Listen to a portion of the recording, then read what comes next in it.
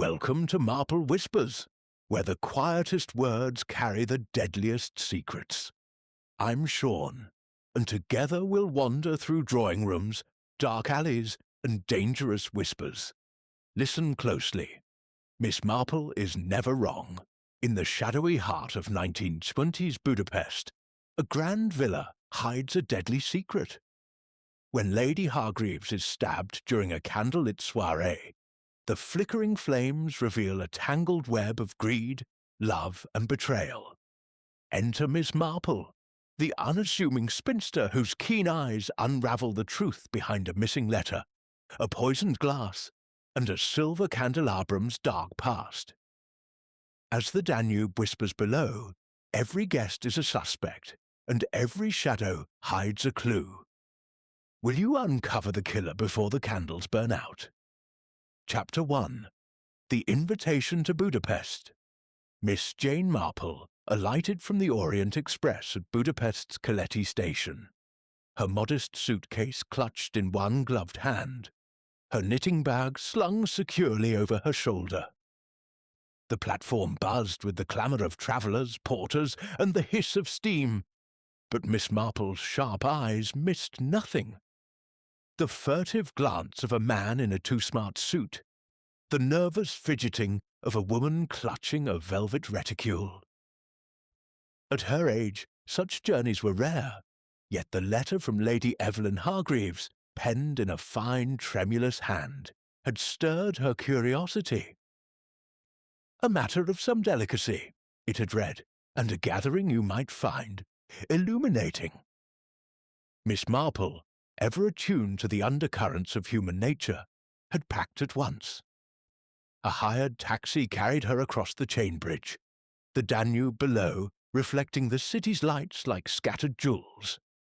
Budapest at dusk was a tapestry of romance and mystery, its spires piercing the autumn mist.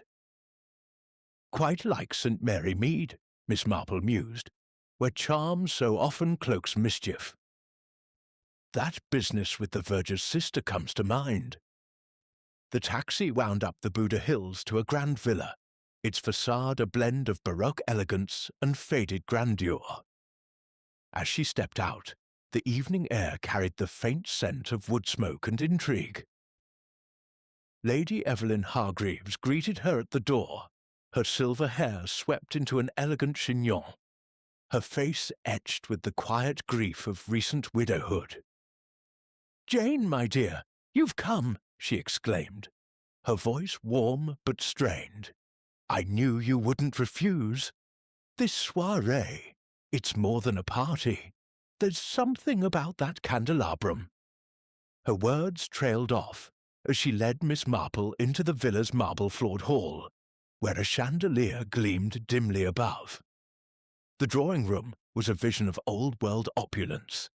Velvet drapes, gilt-framed portraits, and a long mahogany table set for the evening's event. At its canter stood the object of Lady Hargreaves's fascination, a silver candelabrum, its 5 branches intricately wrought, each curve catching the firelight. "An heirloom of the Kovacs family," Lady Hargreaves explained, her fingers brushing the silver. "My late husband's ancestors. It's said to conceal a secret from the days of Emperor Franz Joseph. Tonight, we unveil it." Miss Marple settled into a high-backed chair, her knitting needles clicking softly as she surveyed the assembling guests. Count Victor Kovacs, a towering man with a moustache like a cavalry officer's, strode in with an air of proprietary confidence. His dark eyes lingered on the candelabrum, not with reverence, but with a glint of avarice. His wife, Ilona, swept in behind him, her red satin gown a bold splash against the room's muted tones. Her laughter was sharp, almost rehearsed, as she tossed her raven curls and cast a sidelong glance at the next arrival. Mr. Reginald Thorpe, an English art dealer, entered with a measured step, his monocle glinting as he bent to inspect the candelabrum. "Exquisite craftsmanship," he murmured, though his tone suggested calculations beyond mere aesthetics. Dr. Laszlo Ferenc, the family physician, followed, a slight bespectacled man whose quiet demeanour belied a keen watchfulness. Last came Sophia Brandt, Lady Hargreaves's young secretary, her delicate features marred by a nervous twitch as she adjusted her spectacles and hovered near her employer. "Dinner at 8, and then the unveiling," Lady Hargreaves announced, her voice trembling with anticipation. "No electric lights tonight, only candles to honour the candelabrum's history."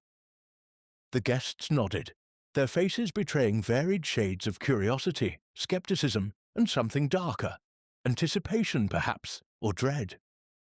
Miss Marple's needles paused as she observed the room. The Count's fingers drummed impatiently. Ilona's smile was too bright, too brittle. Thorpe's monocle caught the light as he stole glances at Ilona. Dr. Ference's hand lingered near his pocket, as if checking for something. And Sophia's gaze darted to the candelabrum, then away. "It's like that dreadful whist evening at the vicarage," Miss Marple thought, when Mrs. Price's cousin turned out to be no cousin at all. As the butler dimmed the chandelier and lit the first candles, a hush fell. The candelabrum's flames flickered to life, casting long, wavering shadows across the tapestries. Miss Marple leaned forward slightly, her mild blue eyes gleaming. In St. Mary Mead, she had learned that candlelight could reveal as much as it concealed, and that secrets, like shadows, grew sharpest in the dark.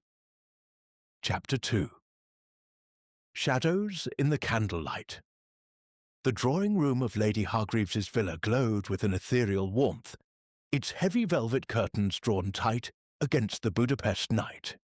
The candelabrum, the evening's centrepiece, stood proud on its mahogany pedestal, its 5 silver branches alight with tall, slender candles that cast a trembling radiance across the room. No electric lights were permitted, Lady Hargreaves had declared, to honour the heirloom's imperial past. The effect was mesmerising, yet faintly unsettling, as if the flickering flames conspired to conceal as much as they revealed. Miss Jane Marple, seated in a cushioned armchair near the fireplace, her knitting needles clicking rhythmically, observed the gathered guests with the quiet intensity of one accustomed to unraveling human tangles. Count Victor Kovacs dominated the room's far end, his broad shoulders squared as he raised a crystal glass of Tokaji wine. "To the Kovacs legacy," he intoned, his voice resonant but edged with a proprietary sharpness. His dark eyes, beneath brows as thick as a storm cloud, lingered on the candelabrum, betraying a hunger that had little to do with familial pride. His wife Ilona stood beside him, her crimson gown catching the candlelight like a spill of blood. Her laughter rang out, high and theatrical, as she tossed her head, her raven curls bouncing. "Oh, Victor, must you always sound like a general?" she teased, though her gaze flicked toward Mr. Reginald Thorpe, the English art dealer, who adjusted his monocle with a faint smile. Thorpe, lean and polished, hovered near the candelabrum, his fingers tracing its intricate filigree as if deciphering a code.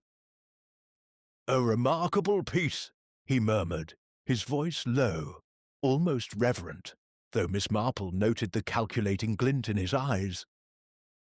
Dr. Laszlo Ferenc, the family physician, stood apart, his bespectacled face half-shadowed as he sipped his wine with the caution of a man who preferred observation to participation.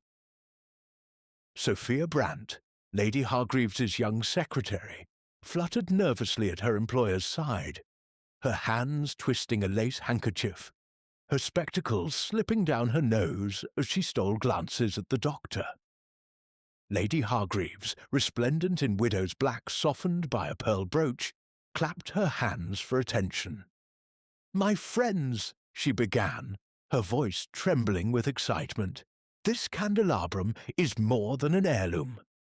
It holds a secret, a hidden compartment containing a letter from Emperor Franz Joseph himself, addressed to my husband's ancestor.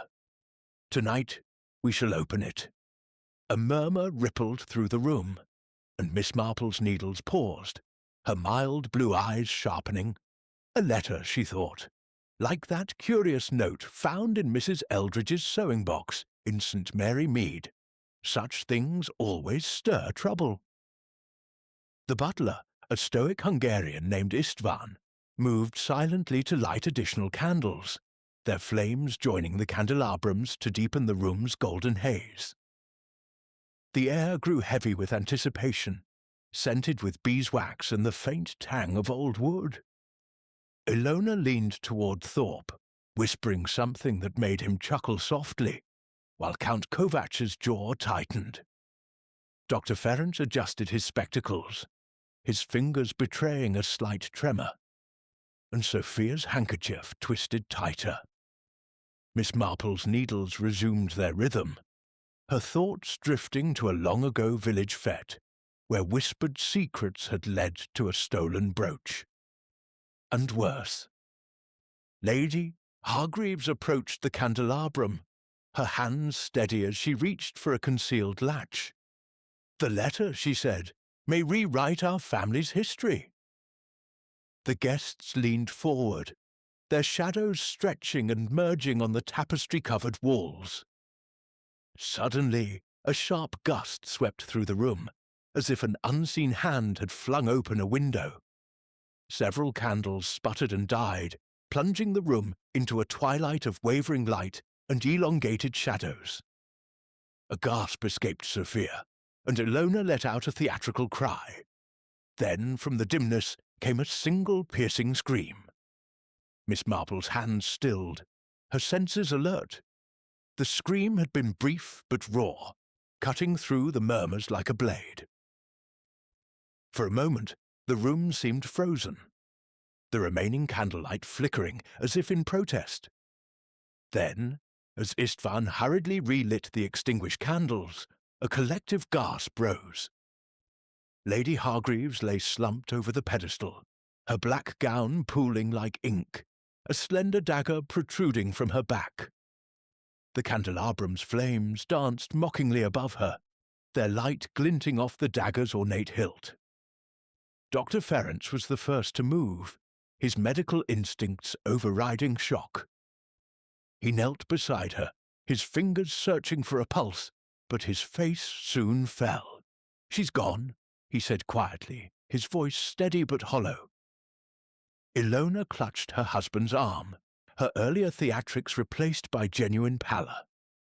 Count Kovac stood rigid, his eyes darting from the body to the candelabrum, where the hidden compartment now gaped empty, the letter missing. Thorpe stepped back, his monocle dangling from its chain, while Sophia sank into a chair, her handkerchief pressed to her mouth. Miss Marple remained seated, her knitting untouched, her gaze sweeping the room. The scene reminded her of a charade gone wrong at the vicarage, where a staged collapse had masked a theft. Darkness is so convenient, she mused, for those who plan in advance. She noted the guests' positions. Count Kovac near the window, now firmly shut. Ilona by the door, her hand still on her husband's arm.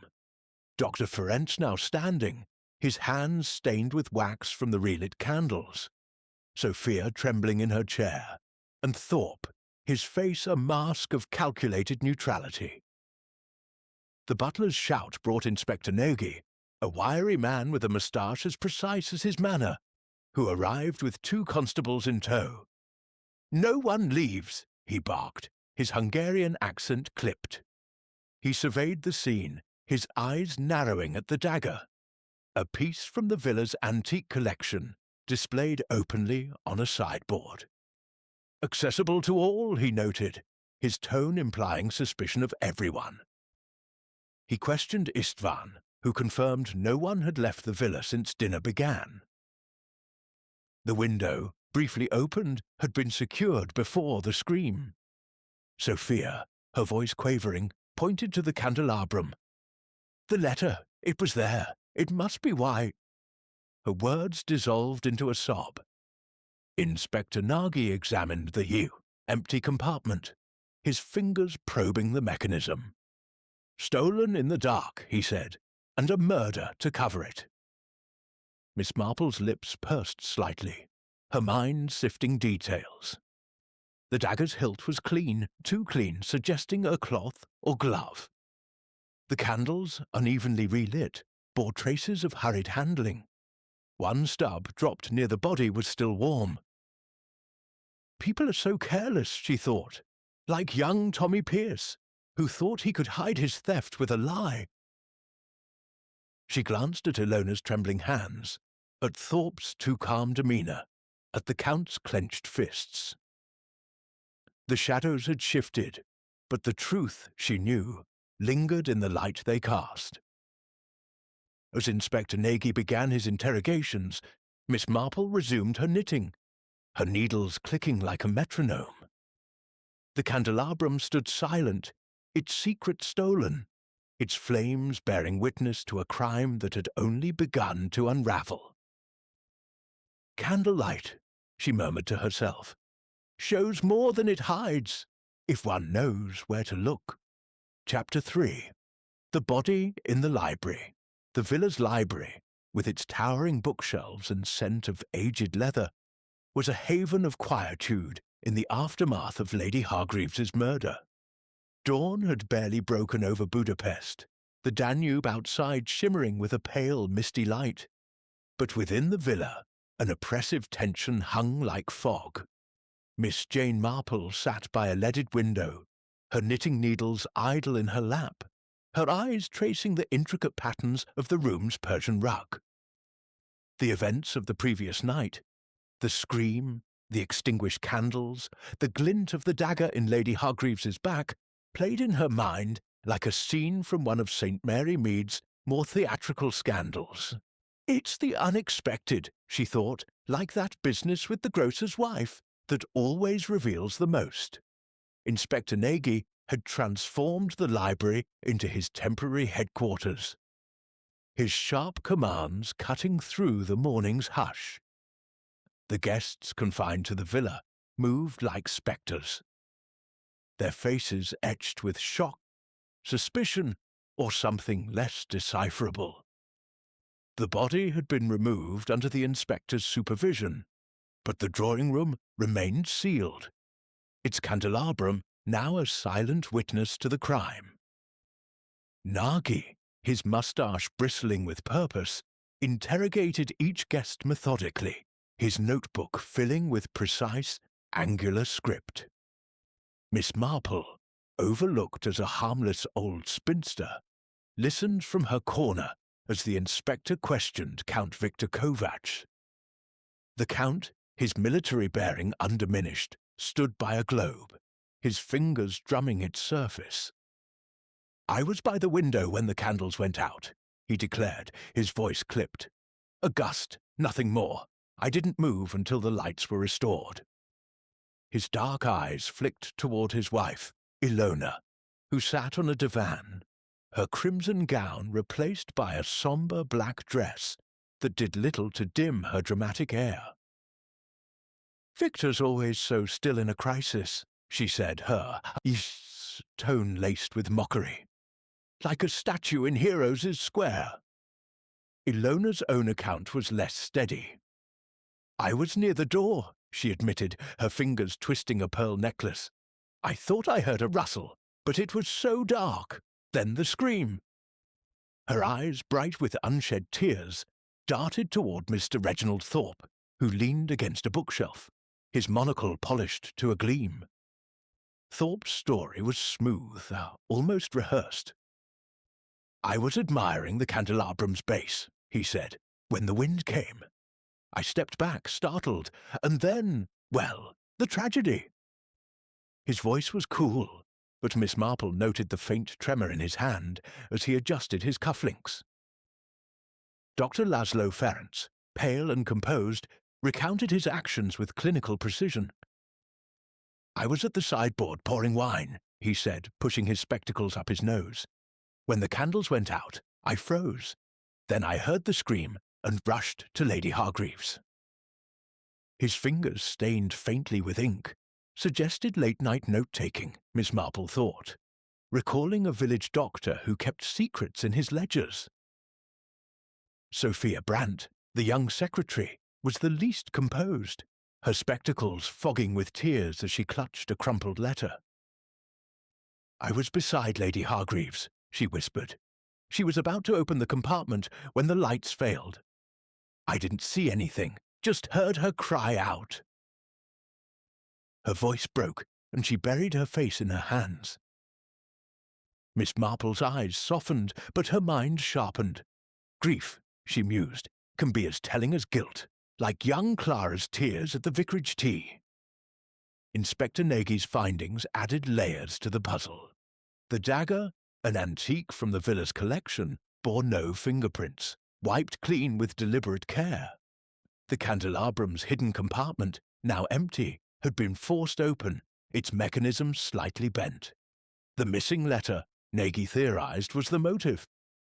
A document rumored to challenge the Kovacs lineage. A single candle stub, found near the body, was oddly placed, its wax still soft, suggesting it had been dropped in haste. "The killer relit it," Nagy said. "But why?" Miss Marple's thoughts drifted to the candlelit scene. The darkness had lasted mere seconds, yet it was enough for murder and theft. She recalled a village pantomime where a blackout had concealed a pilfered purse. "Timing," she murmured, "is everything." She noted the guests' positions. The Count by the window, Ilona near the door, Thorpe close to the candelabrum, Dr. Ferrance at the sideboard, and Sophia beside the victim. Each claimed immobility, yet someone had moved swiftly in the dark. As Nagy dismissed the guests, Miss Marple rose, her small frame unobtrusive as she approached the candelabrum, now relocated to the library for safekeeping.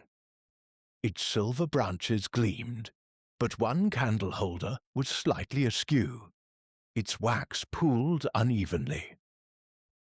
"Careless," she thought, "like the baker's boy who left, crumbs at the scene of his mischief." She bent closer, her fingers brushing the pedestal, and found a faint scratch, a mark not of age, but of recent force. The morning wore on, and whispers circulated among the guests. Ilona, in a hushed exchange with Thorpe by the library's fireplace, spoke of debts the Count refused to acknowledge. "He's obsessed with that heirloom," she hissed, unaware of Miss Marple's proximity. "It's all he has left." Thorpe nodded, his monocle catching the light, but his silence was heavy with calculation. Dr. Ferrance, meanwhile, confided in Sophia near a bookcase, his voice low. "You mustn't let this break you," he urged, his hand resting briefly on hers. Sophia's response was inaudible, but her eyes, wide with fear, met his with a flicker of something deeper. Trust, perhaps, or collusion. Miss Marple, pretending to study a volume of Hungarian folklore, noted the exchange. Young love, she thought, or young secrets, like that affair with the postman's daughter. Inspector Nagy, re-entering, announced a new discovery. A trace of ash near the dagger, not from the candles but from a cigarette, a brand only Dr. Ferrance smoked. The doctor paled but insisted he'd smoked earlier, far from the drawing-room. Nagy's eyes narrowed, but he let the matter drop, his attention shifting to a torn scrap of paper found in the hall, bearing the words "Kovacs claim" in Lady Hargreaves's hand. Miss Marple returned to her chair.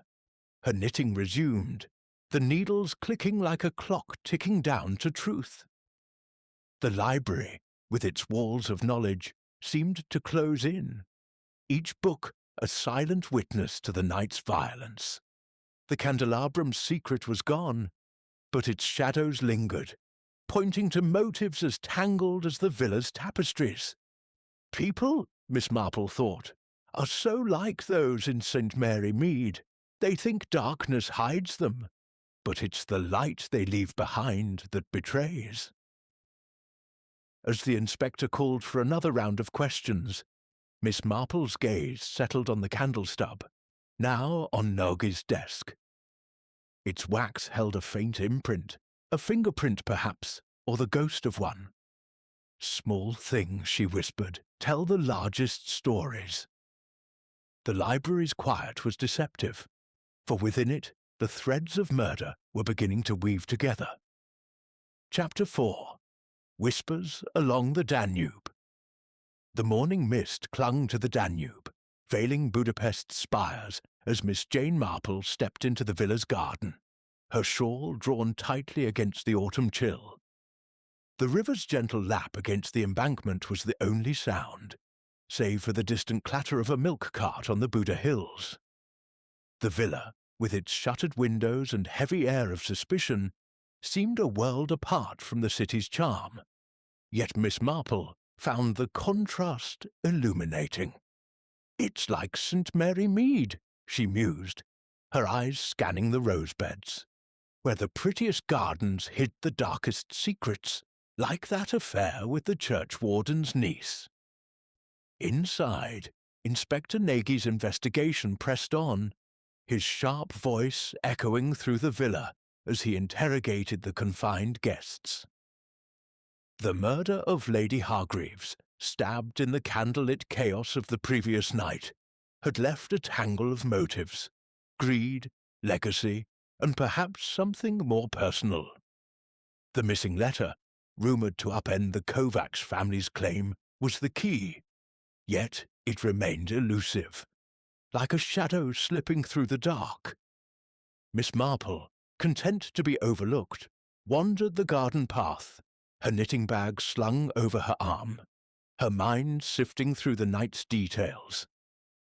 The dagger's clean hilt, the misplaced candle stub, the ash from Dr. Ferentz's cigarette. As she paused by a stone fountain, she overheard voices from an open window above. Count Victor Kovac's baritone was unmistakable, low and urgent. "You're reckless, Ilona," he hissed. "That letter could ruin us, our debts, our name." Ilona's reply was sharp, her theatrical lilt edged with defiance. "You're the one who gambled away our future, Victor. Don't blame me for seeking alternatives." The window slammed shut, but Miss Marple's lips pursed. Debts and desperation, she thought, like old Mr. Grayson, who sold his mother's locket to save face. Returning to the villa, Miss Marple found the library quieter now, its bookshelves looming like silent judges. Inspector Nagy stood by a table, examining a photograph of the candelabrum, its silver branches gleaming in the flash.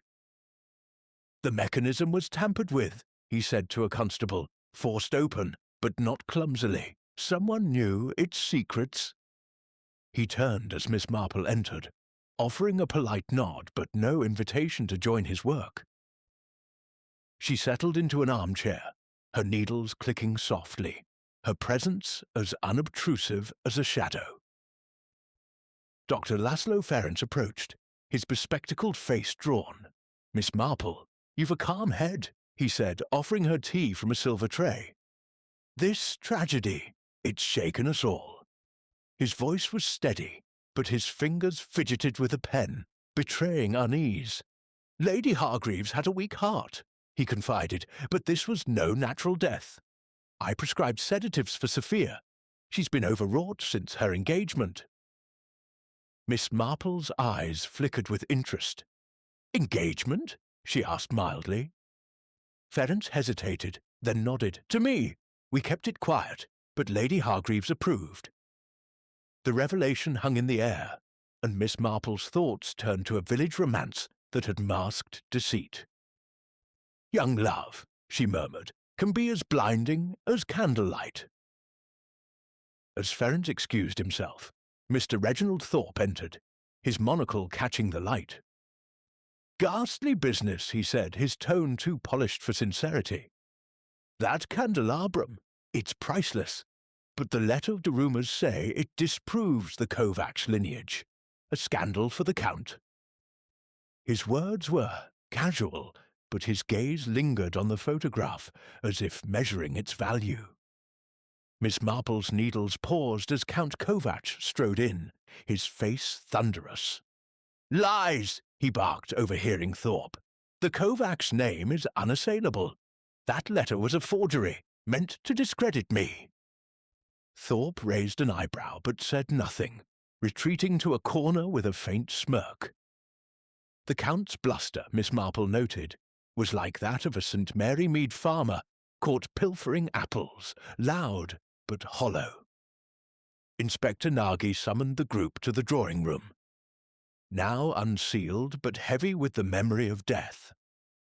He held up a small vial, its contents glinting in the morning light. "Poison," he announced. "Traces found in the wine served last night.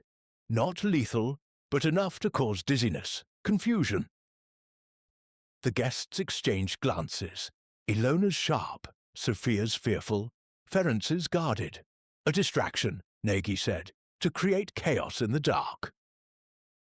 Sophia clutched her spectacles, her voice trembling. "I sipped the wine.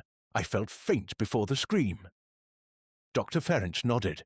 "I noticed her pallor," he said, "but I thought it nerves." Ilona's laugh was brittle. "Nerves? In this house? Who wouldn't be faint?" Her eyes flicked to Thorpe, who remained silent, his monocle a shield against scrutiny. Miss Marple's gaze drifted to the candelabrum, now dusted for prints but revealing little. The uneven wax pools, the faint scratch on the pedestal. She filed these away, her mind weaving connections. "It's like the vicarage tea," she thought, where a spilled cup hid a stolen key. She recalled the cigarette ash near the dagger, the warm candle stub, the torn paper with Kovac's claim. Each was a thread, waiting to be knotted. As the guests dispersed, Miss Marple lingered, her eyes catching a glint beneath a chair. A pearl earring, its twin still adorning Ilona's ear. "Careless," she murmured, slipping it into her pocket. She wandered to the villa's gallery, where portraits of Kovac's ancestors glowered down. One painting, of a stern woman with Sophia's eyes, piqued her interest. Family secrets, she thought, are like old lace, fragile but sharp when torn. Later, over luncheon, tensions simmered. Ilona avoided her husband, whispering with Thorpe in a corner, while Sophia clung to Dr. Ferrand, her hands trembling. Count Kovac ate in silence, his gaze fixed on the empty space where the candelabrum once stood. Nagy, ever watchful, announced a new clue. A smudged footprint near the window, too small for the Count's boots, too large for Sophia's delicate shoes.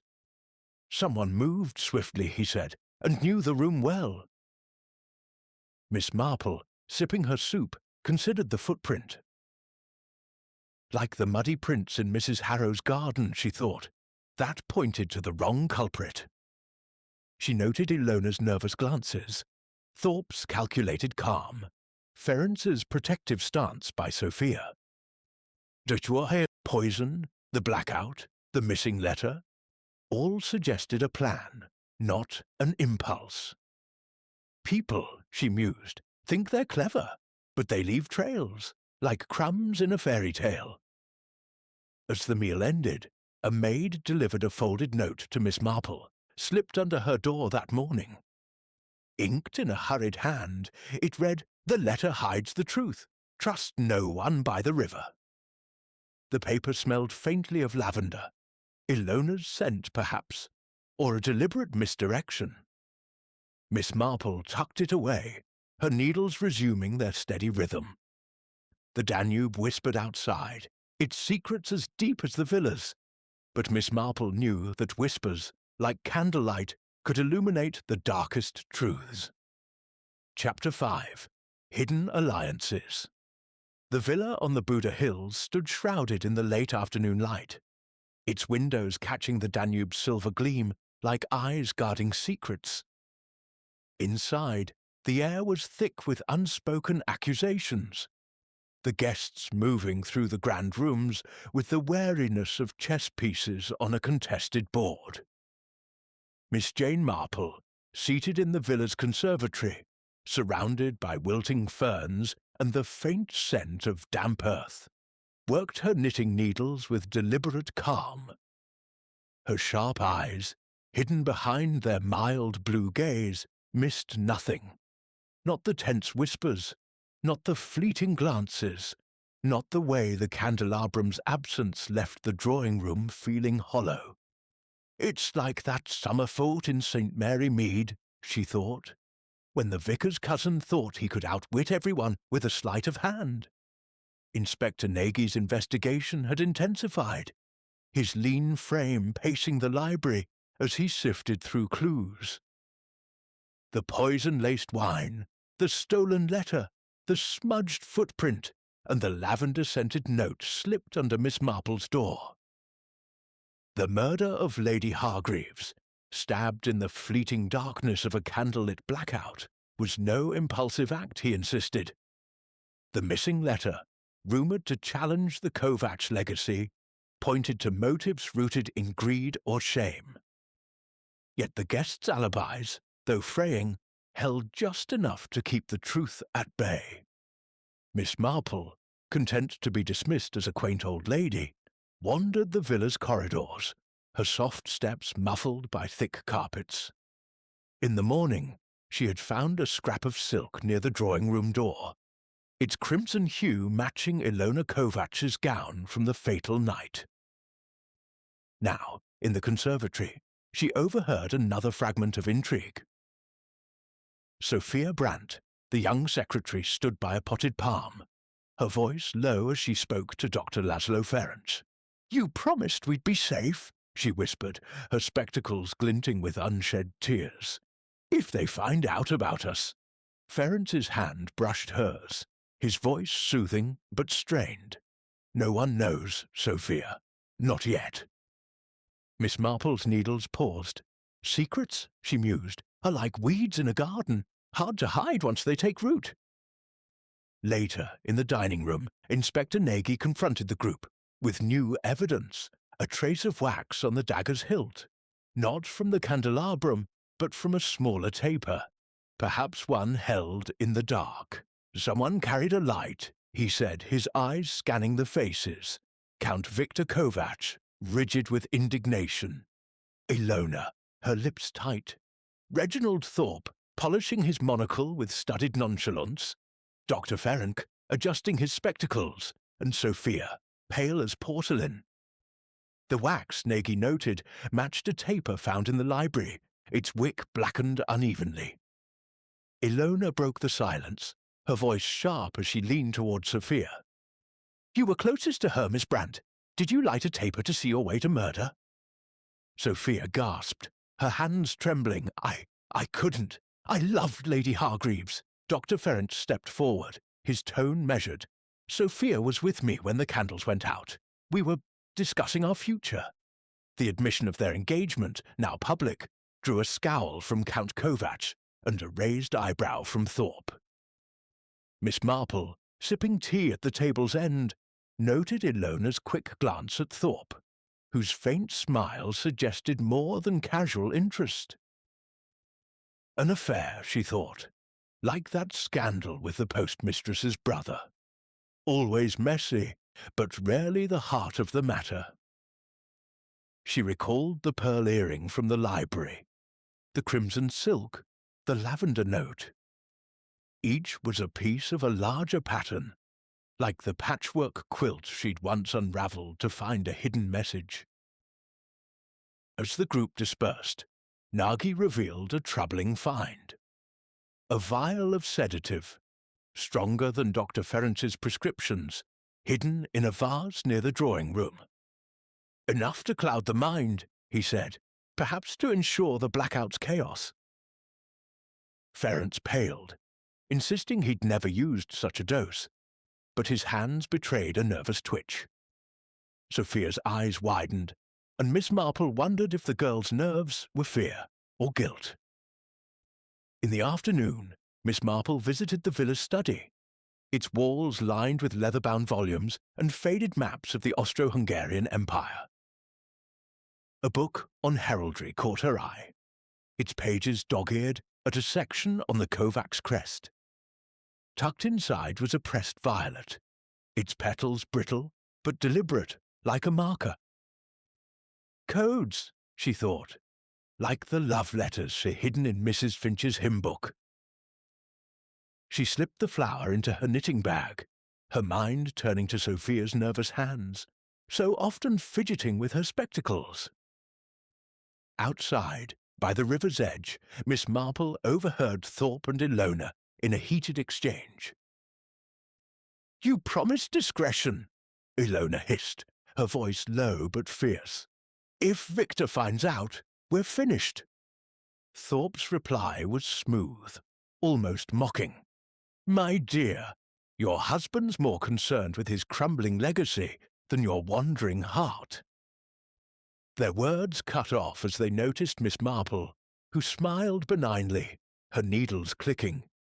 Lovers' quarrels, she thought, are like village gossip, loud, but rarely the whole story.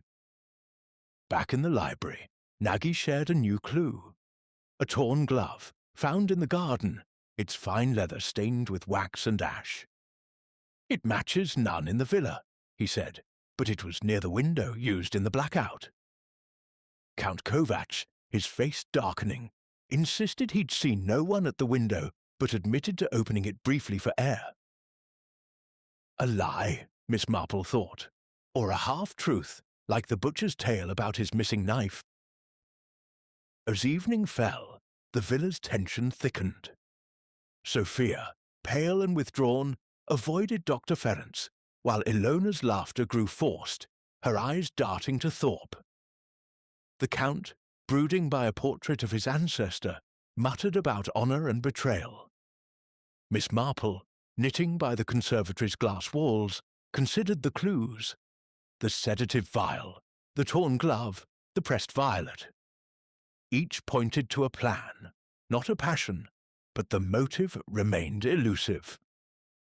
"It's the letter," she murmured, "like the will that vanished in St. Mary Mead. It holds the truth, but whose?" A sudden commotion broke her thoughts. A maid, breathless, reported a discovery in the attic. A hidden box containing old letters, none from the Emperor, but one mentioning a disgraced heir. Nagy rushed to investigate, leaving the guests in uneasy silence. Miss Marple's needles clicked faster, her mind weaving connections. The candelabrum scratch, the uneven wax, the footprint, they were threads in a tapestry, and she was close to seeing its design. People, she thought, are so predictable, yet so careless. Like young Tommy, who thought no one saw him slip the silver. As the Danube's lights twinkled beyond the glass, Miss Marple tucked her knitting away. The villa was a stage, its players hiding behind masks of grief and innocence. But the shadows along the river, like those cast by candlelight, were beginning to betray their secrets. Chapter 6. The puzzle takes shape. The villa on the Buda Hills seemed to hold its breath as twilight deepened, the Danube below reflecting a bruised sky. Inside, the air was taut with suspicion, each guest a shadow moving through the grand rooms, their secrets as elusive as the missing letter from Emperor Franz Joseph. Miss Jane Marple sat in the villa's morning room, her knitting needles clicking with the steady rhythm of a metronome, her mild blue eyes scanning the faces of those gathered for Inspector Nagy's latest briefing. The murder of Lady Hargreaves, stabbed in the fleeting darkness of a candlelit blackout, had woven a web of clues. Poisoned wine, a torn glove, a pressed violet, a smudged footprint that pointed to a calculated crime. "It's like that affair with the curate's wife in St. Mary Mead," Miss Marple thought. where the smallest detail unravelled the grandest lie. Inspector Nagy stood by the fireplace, his wiry frame taut with frustration. His notebook, now thick with scribbled observations, lay open on a table beside the candelabrum, its silver branches dull without their flames. "The letter is the key," he declared, his Hungarian accent sharp. "It was taken to protect a secret, but whose?" His eyes swept over the guests. Count Victor Kovac, his jaw set like a man bracing for battle. Ilona, his wife, her elegance strained by nervous glances. Reginald Thorpe, the art dealer, his monocle a shield of detachment. Dr. Laszlo Ferenc, his spectacles glinting with guarded intensity. And Sophia Brandt, the young secretary, her hands clasped tightly to still their trembling. Nagy revealed a new discovery. A hidden panel in the candelabrum's base, overlooked in the initial search, containing a faint trace of ink. "The letter was here," he said, "but someone removed it before the compartment was forced." He held up a magnifying glass, showing the panel's delicate mechanism, now scratched as if pried open in haste. Miss Marple's needles paused, her mind turning to a village theft where a locked box had been tampered with similarly. "Careless hands," she mused, "leave marks as clear as words." The inspector's questions grew pointed. Count Kovac, his voice booming, insisted he'd been nowhere near the candelabrum during the blackout. "I stood by the window, as I said," he growled, though his eyes flicked to Ilona, who avoided his gaze. Ilona, her fingers twisting a silk scarf, claimed she'd been too startled by the scream to move. "It was chaos," she said, her theatrical lilt faltering.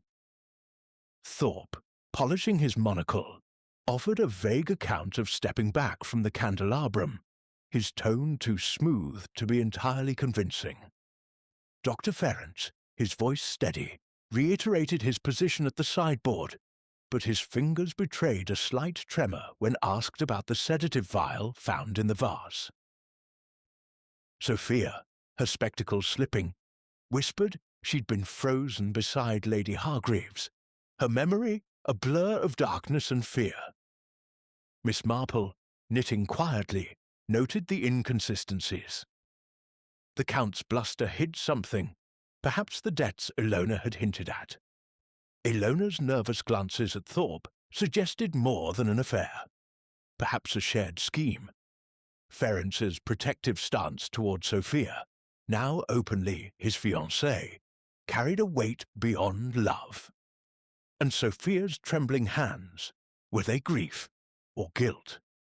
"It's like the village bazaar," Miss Marple thought, where everyone's smiles hid their true intentions.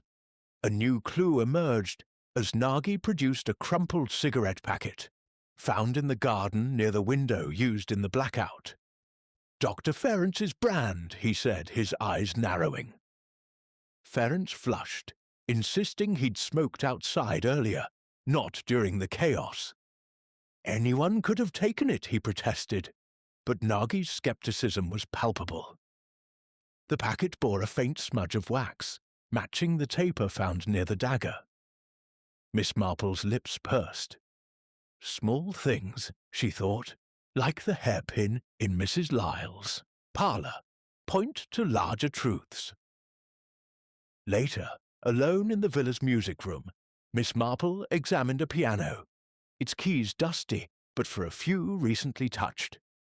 A sheet of music, tucked beneath a vase, caught her eye, its margins scrawled with numbers, perhaps a code. "Young people," she murmured, "think they're so clever, like Tommy Pierce with his hidden notes." She recalled the pressed violet from the heraldry book, the lavender-scented note warning of danger. Each was a fragment, like pieces of a quilt she'd once stitched together to reveal a theft.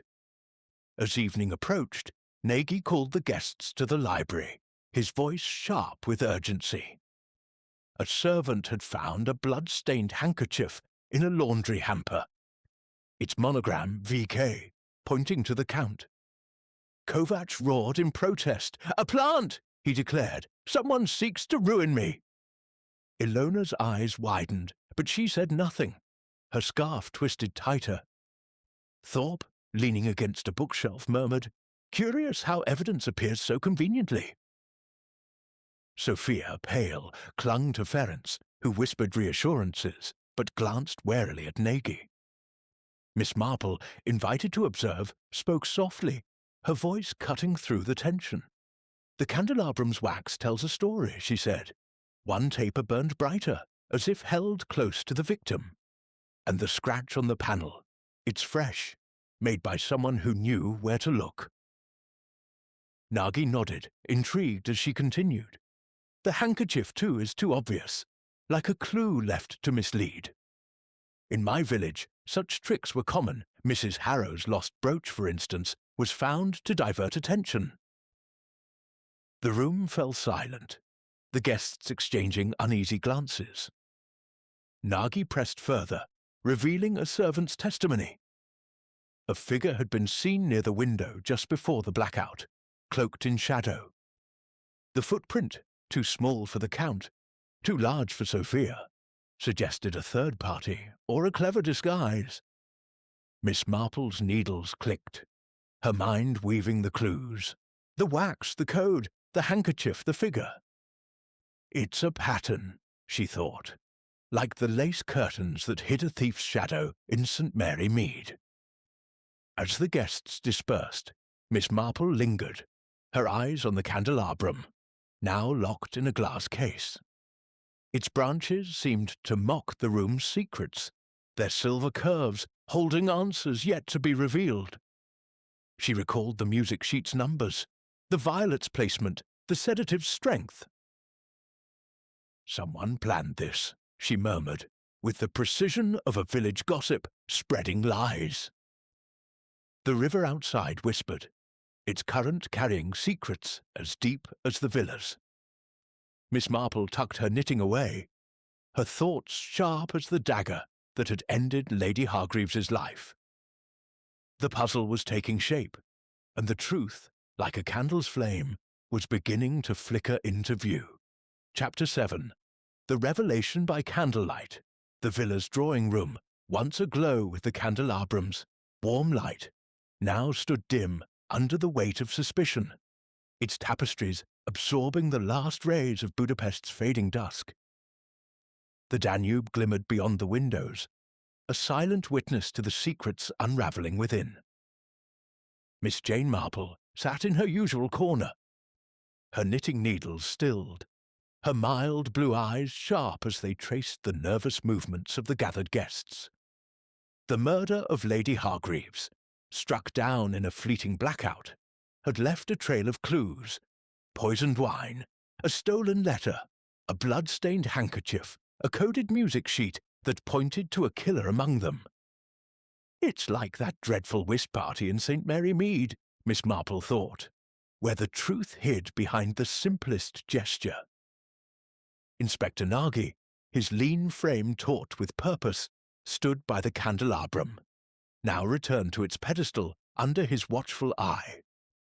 His investigation had grown relentless, each clue tightening the noose around the suspects.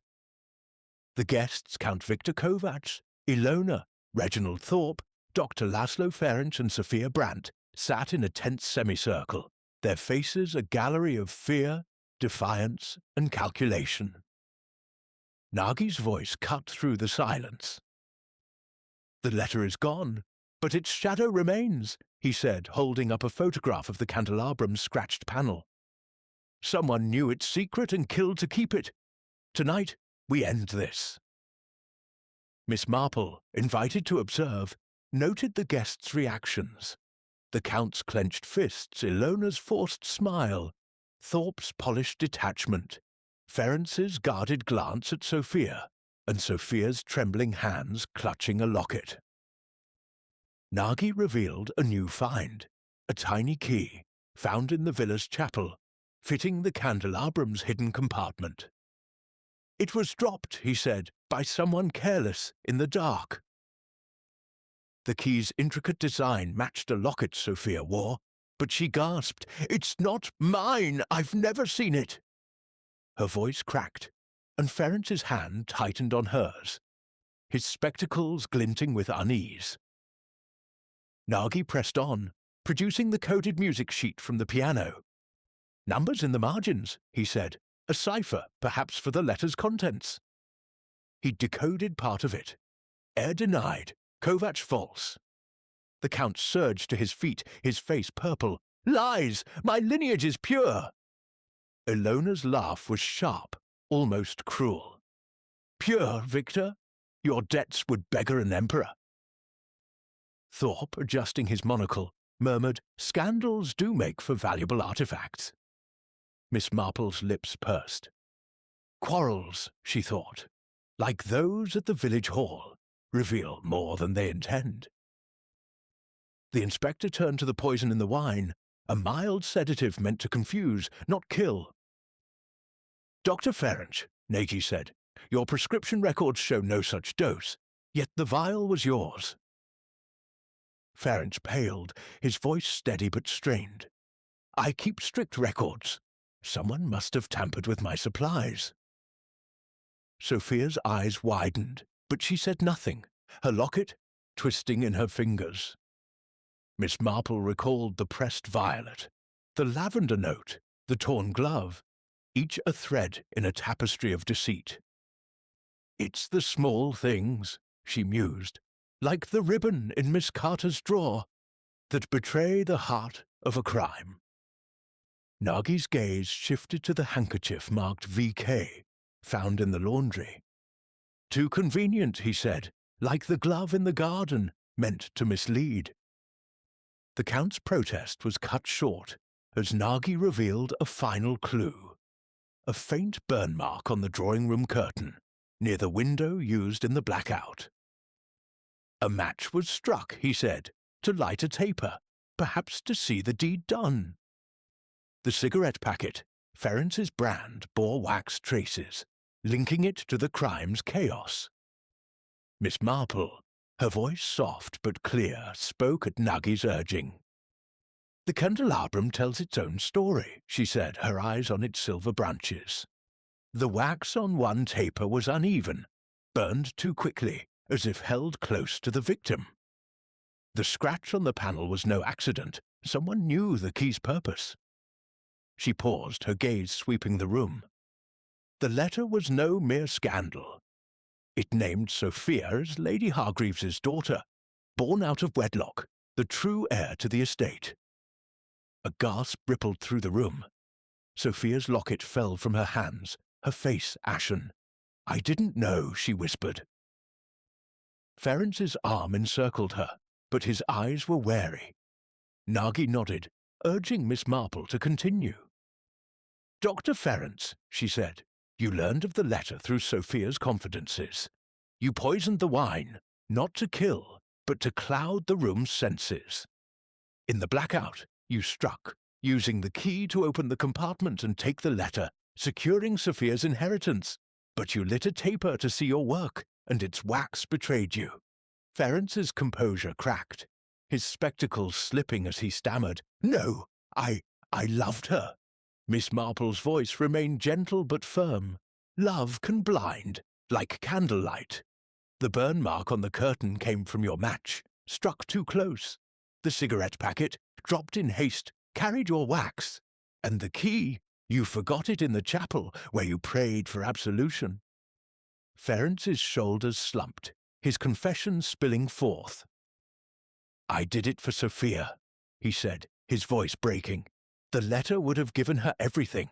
I couldn't let the Count take it."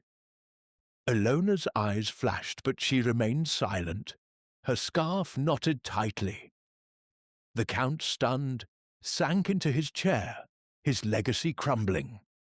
Thorpe's monocle gleamed with detached interest, while Sophia sobbed, her locket on the floor, its secret exposed. Nagi signalled his constables, and Ference was led away, his head bowed. "A tragedy," Miss Marple murmured, "like the vicar's nephew, who thought love justified theft." As the room emptied, Miss Marple gathered her knitting, her thoughts drifting to the candelabrum's flames, now extinguished. The letter recovered from Ference's medical bag confirmed Sophia's birthright, but its revelation had cost a life. Human nature, she thought, is the same in Budapest as in St. Mary Mead, greedy, loving, and oh so careless. She glanced at the Danube, its waters dark and deep, carrying away the villa's secrets. The candelabrum stood silent, its shadows no longer hiding the truth, its light a memory of a night when darkness had prevailed.